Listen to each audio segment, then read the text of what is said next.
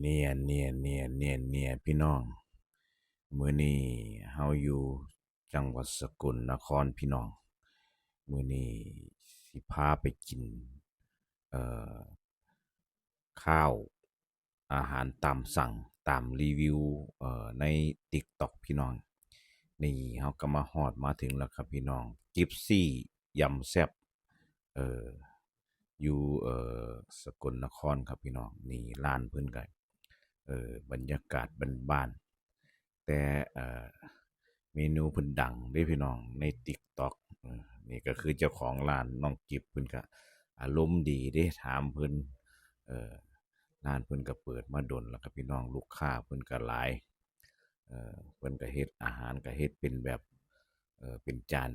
นลูกค้าหลายก็สั่งเฮ็ดเป็นจานนี่ที่เนี่ยที่ข้อยสั่งก็เป็นหมึกไข่พี่น้องโอ้ยหน้าตาหมึกไข่อ้วนๆอวบๆกับกุ้งพี่น้องผัดใส่ผงกะหรี่พี่น้องเนี่ยเฮาก็มาเอ่อชิมกันเลยครับพี่น้อง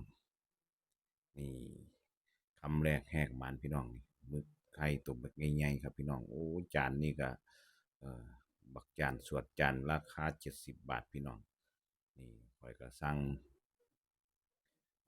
ข้าวกะเพราหมูเด้งพร้อมพี่น้องกินกับปลาหมึกกับกุ้งโอ้ยหอมตัวใหญ่ๆครับพี่น้องมีตัวใหญ่ที่แรกเพิ่นมากะอาหารทะเลเพิ่นก็เพิ่งมาฮอดครับพี่น้องนี่เฮาก็ทันได้กินครับพี่น้องนี่โอ้ยรสชาตินี่ก็โอเคครับผมเอ่อบ่หวานหลายกลมกล่อมพี่น้องอ่าน้องกิฟเพิ่นก็เฮ็ดได้โอ้สมที่มีสายลาสายรีวิวมารีวิวหลายคนหลายกลุ่มครับพี่น้องนี่ก็แซ่บๆกันครับพี่น้องนี่วันนี้เลาะกินไซเฮาก็มาฮอดมาไก่ครับพี่น้องมาฮอดจังหวัดสกลนครก็เอาไว้คลิปหน้าครับไปไสก็ติดตามรับชมกันครับพี่น้องขอบคุณครับผม